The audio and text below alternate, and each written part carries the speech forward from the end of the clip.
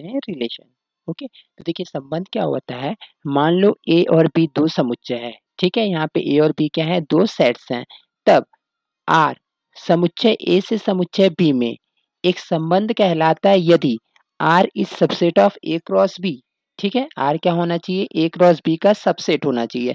अब यहाँ पे ए क्रॉस बी क्या होगा, तो ए क्रॉस बी को हम बोलते हैं कार्तीय गुणन, मीन्स क्या बोलते हैं, सेट ए और सेट बी का कार्टेशियन प्रोडक्ट। तो देखिए मान लीजिए आपके पास सेट ए है और सेट बी है, तो इसका हम कार्टेशियन प्रोडक्ट कैसे निकालती है। मान लीजिए यहाँ पे आपके पास सेट ए है जिसके जो एलिमेंट्स हैं, ठीक है, सेट ए जो है इसमें एलिमेंट्स हम इसी एग्जांपल को लेते हैं, जैसे यहाँ पर दिया है 1 3 और क्या है 4 है, ठीक है, कॉमा बी जो होगा यहाँ पर 3 कॉमा यहाँ पर दिया है आपके पास 5 दिया है। ठीक है, तो अगर आप यहाँ से ए क्रॉस बी निकालेंगे तो देखिए ए क्रॉस बी क्या मिलेगा हमको, A cross B is equal to first element का जो कार्टेशियन प्रोडक्ट होगा दोनों के साथ होगा सेकंड के, तो यहाँ पे होगा 1 3 लिखेंगे, फिर क्या होगा यहाँ पर 1 5, फिर सेकेंड एलिमेंट का होगा और सेकेंड एलिमेंट यहाँ पे हमारा क्या है 3 3, ठीक है, फिर क्या है यहाँ पर 3 5, उसके बाद 4 का करेंगे तो यहाँ पे होगा 4 3 एन क्या लिखेंगे यहाँ पर 4 5, ये हमको मिल गया ए क्रॉस बी की वैल्यू।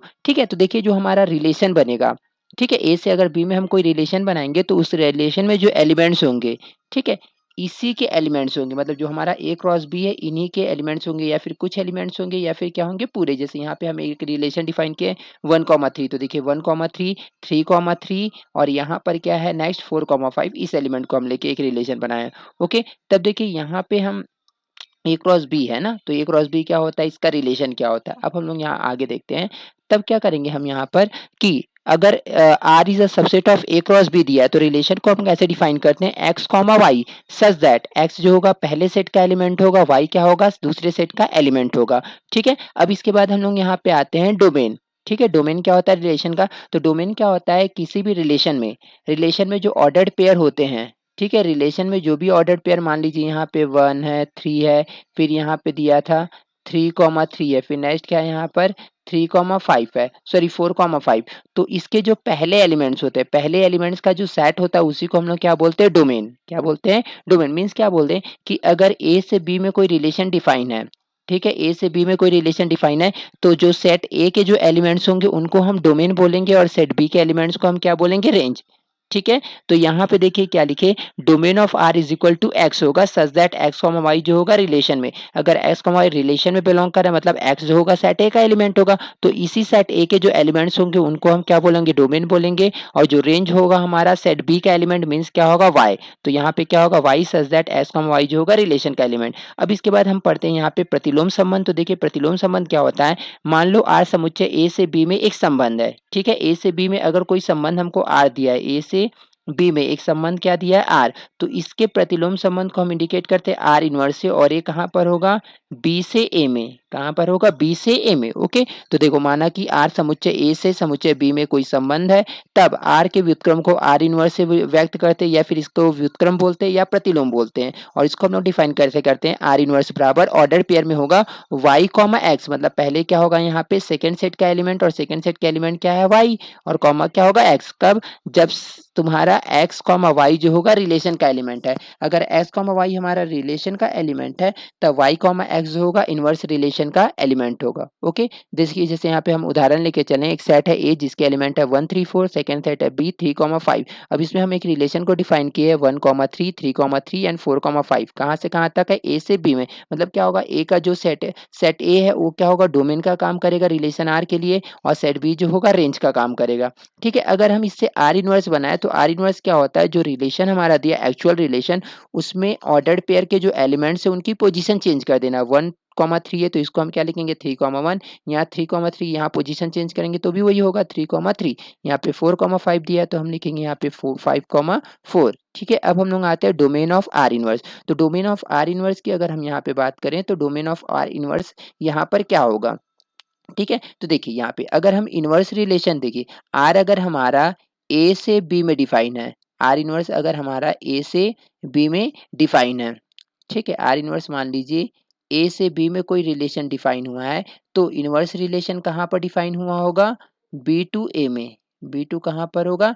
A में, ठीक है? अब B से A में R इनवर्स डिफाइन हुआ होगा, इसका मतलब देखिए R जब A से B में था, तो A को हम क्या बोलेंगे? डोमेन और B को क्या बोलेंगे यहाँ पर? रेंज बोलेंगे। तो R इनवर्स जो होगा वो क्या होगा? B जो होगा यहाँ डोमेन का काम करेगा और A जो होगा किसका काम करेगा? रेंज का। तो देखिए यहाँ पे डोमेन ऑफ R इनवर्स क्या हो गया? B, B के एलिमेंट है 3,5 तो 3,5 लिखे और यहाँ पे रेंज की अगर बात करें तो R इनवर्स बराबर क्या होगा? 1, 3, क्या होगा? 4 तो इसको हम लोग क्या बोलेंगे? इसका रेंज, ठीक है? तो ये होता है हमारा किसी भी संबंध के लिए डोमेन और रेंज। अब हम लोग इसके आगे बढ़ते हैं और देखते हैं तुल्यता संबंध क्या होता है। ओके, तो देखिए तुल्यता संबंध जो होता है अ, ये क्या होता है इसके बारे में हम लोग डिस्कस करते हैं। तो देखिए क्या होता है कोई संबंध आर, ठीक है, कोई संबंध अगर आर आपके पास है तो तुल्यता संबंध कहलाएगा यदि ये 3 कंडीशन को सैटिस्फाई करे। पहला पहला क्या होना चाहिए? आर स्वतुल्य होना चाहिए, स्वतुल्य होना चाहिए, ठीक है? मतलब क्या होगा कि खुद के एलिमेंट का खुद के साथ रिलेशन होना चाहिए। तो देखिए यहाँ पे क्या लिखे? For all x belongs to x के लिए एक्स कॉमा एक्स जो होगा रिलेशन में बिलोंग करना चाहिए, अर्थात इसी को हम x comma x belongs to R लिख सकते हैं या क्या लिख सकते हैं? एक्स रिलेशन एक्स मतलब सेल्फ का सेल्फ के साथ रिलेशन, इसको हम लोग क्या बोलते हैं? स्वतुल्य। उसके बाद हम लोग सम्मित में आते हैं, तो सम्मित के लिए हमको 2 एलिमेंट की जरूरत पड़ती है। मान लीजिए यहाँ पे एक आपके पास दिया है एक्स कॉमा वाई, कोई रिलेशन के एलिमेंट है, ठीक है? रिलेशन का एलिमेंट है, तो इसको हम सम्मित तभी बोलेंगे जब अगर एक्स कॉमा वाई रिलेशन में बिलोंग कर रहा है तो वाई कॉमा एक्स भी किस में बिलोंग करे? रिलेशन में। तो इसको हम क्या बोलेंगे यहाँ पे? सम्मित बोलेंगे, ठीक है? तो x comma y belongs to R, इसको हम और क्या लिख सकते हैं? एक्स रिलेशन वाई लिख सकते हैं।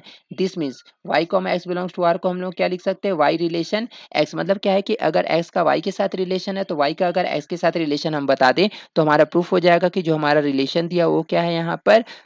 सम्मित है और सम्मित के लिए हमको 2 एलिमेंट की जरूरत पड़ेगी। उसके बाद हम संक्रामक संबंध में आते हैं और संक्रामक में आपको 3 एलिमेंट की जरूरत पड़ेगी। तो यहाँ पे देखिए हम क्या किए? रिलेशन के एलिमेंट ले लिए पहले, तो हम यहाँ पे लेके चले x comma y comma z, ये क्या होगा? किसी सेट के एलिमेंट्स हैं, ठीक है? तब देखिए यहाँ पे क्या कंडीशन फॉलो करना चाहिए कि अगर x comma y belongs to R मतलब फर्स्ट एलिमेंट का सेकंड के साथ रिलेशन हो, comma y comma z belongs to R और सेकंड का किसके साथ रिलेशन हो? थर्ड के साथ। मतलब क्या है कि अगर फर्स्ट का सेकंड के साथ रिलेशन है और सेकंड का थर्ड के साथ रिलेशन है, ठीक है? तो अकॉर्डिंग टू संक्रामक संबंध एक्स का रिलेशन थर्ड के साथ होना चाहिए, मतलब फर्स्ट जो होगा थर्ड के साथ कनेक्टेड होगा, मतलब रिलेटेड होगा। मीन्स क्या होगा? एक्स रिलेशन क्या आना चाहिए? जेड। तो देखो इसको हम और क्या लिख सकते हैं? ऐसा लिख सकते हैं दिस इम्प्लाइज क्या बोलेंगे आप कि x comma z also belongs to R. तो देखिए इसको और हम क्या लिख सकते हैं? एक्स रिलेशन वाई है तो इसको हम क्या लिख देंगे? एक्स रिलेशन वाई कॉमा क्या होगा यहाँ पे? वाई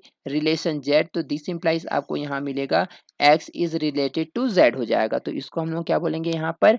संक्रामक संबंध। तो अगर कोई भी रिलेशन इन 3 कंडीशन मतलब क्या होगा? स्वतुल्य होगा, सम्मित होगा और संक्रामक होगा, तो ऐसे संबंध को हम क्या बोलते हैं? तुल्यता संबंध। तो चलिए हम लोग तुल्यता संबंध से रिलेटेड एक क्वेश्चन को सॉल्व करते हैं। तो तुल्यता संबंध से रिलेटेड एक क्वेश्चन को सॉल्व करेंगे यहाँ पर हम, जो कि इंपॉर्टेंट क्वेश्चन है। और क्वेश्चन क्या दिया है? यदि आई शून्य रहित पूर्णांकों का समुच्चय है। अब देखिए पूर्णांक हम जानते हैं, जो पूर्णांक होता है आई, ये क्या होता है? 0 comma plus minus 1 comma plus minus 2 comma plus minus 3 comma plus minus 4 comma plus minus 5 up to क्या होगा? Dash dash dash. मतलब क्या होगा? जो इंटीजर्स नंबर होते हैं, पूर्णांक संख्या होती है, 0 भी होती है, प्लस भी होती है, नेगेटिव भी होती है, ठीक है? तो ये है इंटीजर नंबर। लेकिन क्वेश्चन के अकॉर्डिंग क्या दिया? आई जो दिया है शून्य रहित पूर्णांकों का समुच्चय, मतलब आई जो है आपके पास शून्य रहित, मतलब 0 को आप इंक्लूड नहीं करेंगे। मतलब क्या होगा? Plus minus 1 plus minus 2 plus minus 3 plus minus 4 कुछ भी हो सकता है। और यहाँ पे देखिए जो संबंध एक परिभाषित हुआ है, इसमें संबंध आर इस प्रकार परिभाषित है, ठीक है? सेट हमको क्या लेना है बताइए? इंटीजर नंबर का समुच्चय लेना है, जो कि क्या है? शून्य रहित हो, मतलब उसमें 0 नहीं होना चाहिए। और संबंध आपका क्या दिया है कि अगर इस इंटीजर के कोई 2 एलिमेंट लूं एक्स रिलेशन वाई, तो एक ऐसे कनेक्टेड है कि एक्स की पावर मतलब पहले में सेकेंड का पावर करें या सेकेंड में फर्स्ट का पावर करें, दोनों वैल्यू क्या आ रही है? इक्वल आ रही है, ठीक है? जबकि एक्स वाई बिलोंग्स टू आई, मतलब एक्स वाई जो है इसी इंटीजर नंबर से बिलोंग कर रहा है। तो हमको क्या बताना है कि आर जो है आई में तुल्यता संबंध है। हमको बताना है कि ये जो रिलेशन आपको गिवन है ये आई में शून्य रहित पूर्णांकों के समुच्चय में तुल्यता संबंध है। अब देखिए यहाँ पे हमको तुल्यता संबंध प्रूफ करना है, तो तुल्यता संबंध के लिए आपको बताना पड़ेगा कि जो हमारा रिलेशन दिया है स्वतुल्य है, सम्मित है और क्या है? संक्रामक है, ठीक है? स्वतुल्य, सम्मित और संक्रामक अगर प्रूफ कर दे तो हमारा प्रूफ हो जाएगा कि जो रिलेशन आर दिया है, जो कैसे डिफाइन है? X relation y equal to x की power y equal to y की पावर एक्स, ये क्या है? एक तुल्यता संबंध। ओके, तो चलिए वन बाय वन हम यहाँ प्रूफ करेंगे। पहले क्या प्रूफ करेंगे यहाँ पे, स्वतुल्य। स्वतुल्य के लिए देखिए हमको सबसे पहले दिए गए रिलेशन को लिख लिया, ऐसा डिफाइन हुआ है, तो हम क्या किए स्वतुल्य के लिए, और स्वतुल्य के लिए आपको एक एलिमेंट की जरूरत पड़ेगी, और एलिमेंट हम कहाँ से लेंगे, इस शून्य रहित पूर्णांकों के समुच्चय से। तो मैं क्या लिया, माना x बिलोंग्स टू i, ठीक है, x जो है कोई एलिमेंट है जो कि नॉन जीरो इंटीजर्स है। तब यहाँ पे अगर हम समीकरण नंबर 1 से बात करें, जो हमारा रिलेशन दिया उसके अकॉर्डिंग क्या होगा, देखिए यहाँ पे x रिलेशन x, ठीक है, मतलब देखो इसको अगर x बिलोंग करता है आई में, तो हम क्या बोल सकते हैं, x की पावर x बराबर क्या होगा, y की पावर y x, मतलब क्या होगा, x की पावर, यहाँ तो एक ही एलिमेंट है तो x की पावर x बराबर x की पावर x होता है। अगर मान लीजिए यहाँ पे 2 जैसे बिलोंग कर रहा है i में, तो हम क्या किए, यहाँ पे 2 की पावर 2, यहाँ भी 2 की पावर 2, दोनों वैल्यू तो इक्वल होगी, मतलब स्वतुल्य तो होगा। इंटीजर नंबर के सेट में अगर हम नॉन जीरो इंटीजर नंबर का कोई सेट लें, तो यहाँ पे जितने भी एलिमेंट्स होते हैं आपस में स्वतुल्य होते हैं। तो देखिए यहाँ पे क्या हो गया, x की पावर x बराबर क्या है, x की पावर x, तो हम क्या लिख दिए, x रिलेटेड टू x। इसका मतलब क्या पता चल गया, x जो है मतलब r जो है रिलेशन हमारा स्वतुल्य है। अब इसके बाद हम सम्मित में आए, तो सम्मित के लिए आपको दो एलिमेंट की जरूरत पड़ेगी। एलिमेंट हम कहाँ लेंगे, शून्य रहित पूर्णांकों के समुच्चय से। तो मैं क्या माना कि x y belongs to i इस प्रकार है, और किस प्रकार है, देखिए हम जानते हैं स्वतुल्य में क्या होता है कि अगर x रिलेशन y है, तो दिस इंप्लाइज क्या होना चाहिए, y रिलेशन x होना चाहिए। ठीक है, तो हम क्या लेके चले, x y belongs to i, x y belongs to i इस प्रकार है कि x रिलेटेड टू i, मतलब x जो है y के साथ रिलेशन है, x का y के साथ रिलेशन है। अगर देखिए यहाँ पे x का y के साथ रिलेशन है, तो according to definition x relation y आपको क्या दिया, x की पावर y बराबर y की पावर x, तो मैं क्या लिख दिया यहाँ पे, x की पावर y बराबर y की पावर x। अब देखिए हम जानते हैं कि a इक्वल टू b दिया है, तो आप इसको b इक्वल टू a तो लिख सकते हैं, ठीक है, b इक्वल टू a लिख सकते हैं ना। तब देखिए यहाँ पे हम क्या किए, s की पावर y दिया था इक्वल टू y की पावर x, तो हम y की पावर x को पहले लिख दिए, s की पावर y को बाद में लिख दिए, लिख सकते हैं। तो देखिए अकॉर्डिंग टू अगर हम अब डेफिनेशन की बात करें, तो देखिए जब x रिलेशन y था, तो यहाँ पे हमको क्या पता चला था कि s की पावर y बराबर y की पावर x। अब y की पावर x पहले दिया, मतलब y का रिलेशन किसके साथ है, x है, तो हम इसको क्या लिख सकते हैं, y is related to x according to given relation. तो यहाँ पे हमारा पता चल गया r जो है हमारा कैसा है, सममित है। उसके बाद हम यहाँ पे संक्रामक में आते हैं, और संक्रामक में आपको 3 एलिमेंट की जरूरत पड़ेगी, तो इसलिए हम क्या लेके चले, x, y, z belongs to i। ठीक है, और इस प्रकार है कि x का रिलेशन y के साथ, क्योंकि देखिए संक्रामक के लिए क्या होता है कि अगर x का रिलेशन y के साथ है और y का रिलेशन z के साथ है, तो हमको क्या प्रूफ करना पड़ता है कि x is also related to z। ठीक है, तब हमारा जो संबंध आर दिया वो क्या हो जाएगा, संक्रामक संबंध हो जाएगा। तो देखिए हम इसके लिए क्या किए कि 3 एलिमेंट एक्स वाई जेड लेके चले, और किस प्रकार लेके चले कि x का रिलेशन y के साथ है और y का रिलेशन z के साथ है। ठीक है, अब देखिए x का रिलेशन अगर y के साथ है, तो according to given relation x की power y equal to y की पावर x। अब नेक्स्ट क्या दिया, y is related to x, और y is related to x का मीनिंग क्या होगा कि y की पावर z इक्वल टू क्या होगा, z की पावर y। ठीक है, अब हम क्या किए, देखिए यहाँ एक्स वाई है, जेड नहीं है, तो मैं यहाँ दोनों तरफ क्या ऑपरेट कर दिया, जेड पावर जेड ले लिया इसका एक्सपोनेंट। ठीक है, यहाँ पर y और z है, क्या नहीं है, दोनों तरफ x, तो हम क्या किए, यहाँ पे एक्सपोनेंट x ले लिए दोनों तरफ। रूल होता है कि अगर किसी भी नंबर की दोनों साइड अगर पावर हम सेम नंबर लेके चले, तो इक्वेशन में कोई भी इफेक्ट नहीं पड़ेगा। अब देखिए हम इसको जब इसको मल्टीप्लाई करेंगे, तो पावर पावर का मल्टीप्लाई, मतलब x की पावर वाई जेड हो जाएगा, और यहाँ पे y की पावर क्या होगा, जेड एक्स। ओके, यहाँ पे क्या मिलेगा आपको, y की पावर जेड एक्स मिलेगा, और यहाँ पे आपको मिलेगा z की पावर वाई एक्स, या फिर एक्स वाई भी लिख सकते हैं। ठीक है, क्यों, क्योंकि देखिए x इंटू वाई आप लिखें या y इंटू एक्स, दोनों की वैल्यू क्या होती है, इंटीजर नंबर्स के लिए सेम होती है, तो इसलिए हम लोग यहाँ पे क्या लिख दिए, एक्स वाई लिख सकते हो। ओके, अब हम क्या किए, यहाँ पे x की पावर वाई जेड था, ठीक है, x की पावर क्या था यहाँ वाई जेड, और यहाँ पे क्या था y की पावर जेड एक्स, y की पावर क्या था यहाँ पे जेड एक्स, इसको भी इंटरचेंज कर दिया ना, z को पहले लिख दिए x की पावर, क्योंकि हमको x से कहाँ पर जाना है, z में। ओके, अब यहाँ पे क्या पता चला कि y की पावर जेड एक्स, y की power z x equal to क्या है, z की पावर एक्स वाई। अब हम लोग क्या किए, यहाँ पे तीनों को दोनों को आपस में रिलेट कर दिए। यहाँ से आपको पता है कि x की पावर वाई जेड जो है किसके इक्वल है, z की पावर y की पावर जेड एक्स के, और यहाँ पे आपको पता है कि y की पावर जेड एक्स जो है z की पावर एक्स वाई के इक्वल है। मतलब देखिए यहाँ भी y की पावर जेड एक्स है, यहाँ भी y की पावर जेड एक्स है, मतलब ये दोनों भी आपस में इक्वल होंगे। तो इसका मतलब क्या पता चल गया कि x की पावर वाई जेड, ठीक है, y की पावर जेड एक्स के पोजीशन पे हम यहाँ पे वैल्यू क्या रख दिए, z की पावर एक्स वाई। तो देखिए x और z का रिलेशन आपको यहाँ पे मिल जाएगा। आपको किसको रिलेट करना है, एक्स को जेड से। तो हम क्या किए यहाँ पे एक्स की पावर जेड और पूरे की होल पावर वाई लिख सकते हैं, पावर की पावर वाई, फिर से पावर की पावर को मल्टीप्लाई करेंगे फिर से वही आ जाएगा।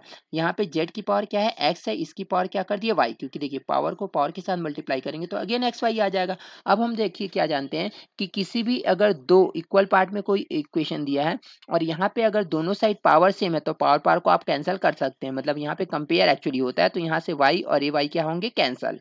ठीक है, तो यहाँ पे आपको क्या मिलेगा, s की power z equal to z की पावर x।